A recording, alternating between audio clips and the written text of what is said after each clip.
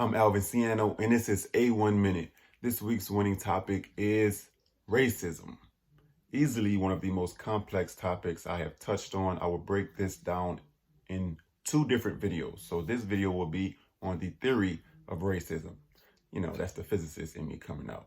So racism is defined as the preconceived opinion, unjust treatment, or active hostility against a different race, believing one's own race is superior. The one word repeated there is race.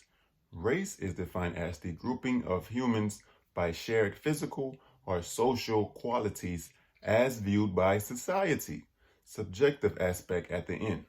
Now, before the 1600s, people were grouped using two things. One, their nationality, aka your geographical region, answers the question of where you're from, leads to things like your language.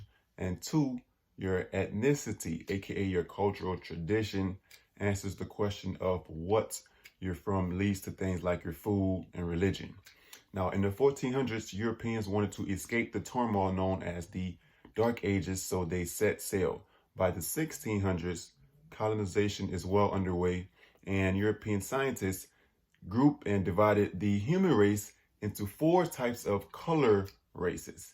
Each color intuitively had a specific trait attached to them. Now, whites were always inventive, yellows were always greedy, reds were always stubborn, and blacks were always lazy and violent. Now, this theory is illogical, we know that, but the preconceived opinions marks the beginning of racism.